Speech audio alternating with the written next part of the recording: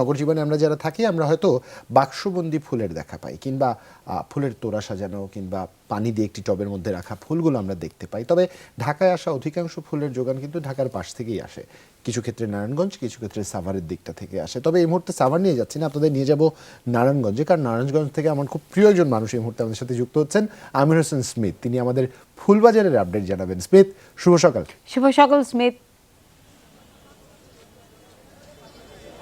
শুভ সকাল জুবাইর।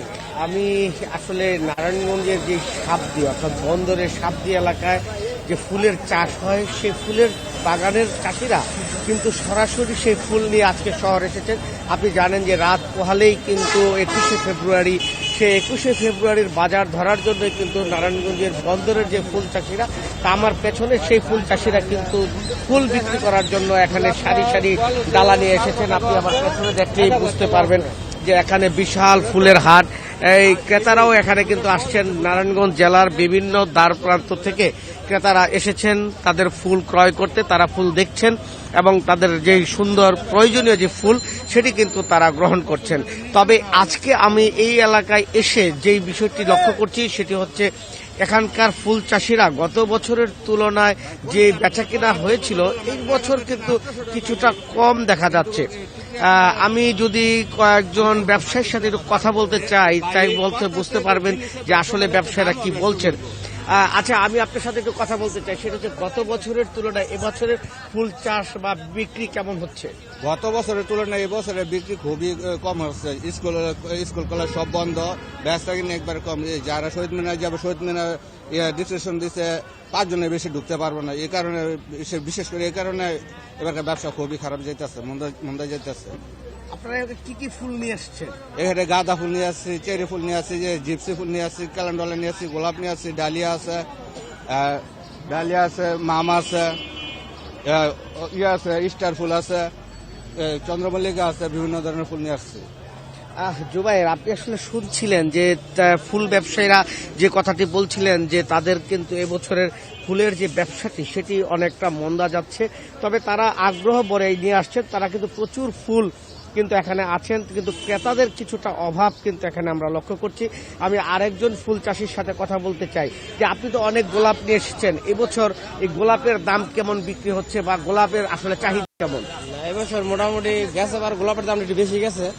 তো এবার গোলাপ ব্যালেন্সে গোলাপ গেছে প্রায় 2000 টাকা, 60 টাকা পিস, 8 টাকা পিস পাইকারি।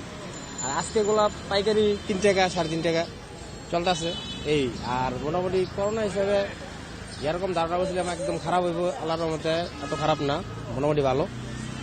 ফুলের ব্যবসা বেশি একটা খারাপ না, ভালোই। খালি একটুই আমাদের বসার জায়গা কোনো জায়গায় নেই। ঢাকার পাইকারি বাজার ওখানে রাস্তায় বসতে হয়, এখানে পাইকারি বাজার রাস্তা দিয়ে বসতে হবে। আমাদের কোনো জায়গা নাই, আমাদের কোনো স্থান নেই। আমরা ফুলের চাষের লোক জড়িত প্রায় লক্ষ লক্ষ লোক। বিশেষ করে আমার বন্দরে 20,000 উপরে লোক আছে এই ফুলের সাথে জড়িত, 10-15,000 লোক ফুলে জড়িত। আমাদের বসার জায়গা নেই, এই রাস্তাতে আমার বসতে হয়। মানে আমাদের একটা বাজার নাই, আমাদের একটা কি নাই আর কি ফুলের জন্য সরকারের কোনো কিছুই নেই, সবার জন্য আছে।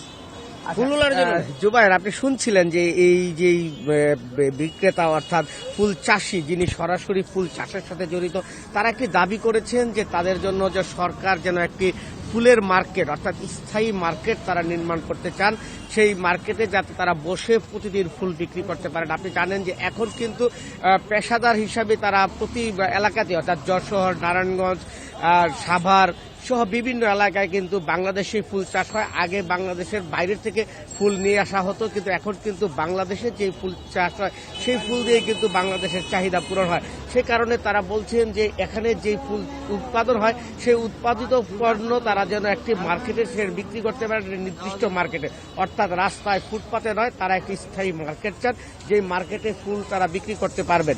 আর আজকে আমরা আরেকটি বিষয় যেটি লক্ষ্য করছিলাম, অর্থাৎ করোনার কারণে কিন্তু এবার যে ফুলের চাহিদা সেটি কিছুটা কম। তবে তারা ব্যবসায়ীরা খুশি আছেন যে ফুলতে বিক্রি হচ্ছে। তারা মনে করেছিলেন যে করোনার কারণে ফুলের বিক্রি আরো মন্দা যাবে, কিন্তু সেরকম মন্দা যাচ্ছে না, ফুল কিন্তু বিক্রি হচ্ছে। এই নিয়ে কিন্তু তারা বেশ ভালোই আছেন। জুবাইর, অসংখ্য ধন্যবাদ আমির হোসেন স্মিথ আমাদের নারায়ণগঞ্জ থেকে ফুলবাজারের আপডেট জানাচ্ছিলেন।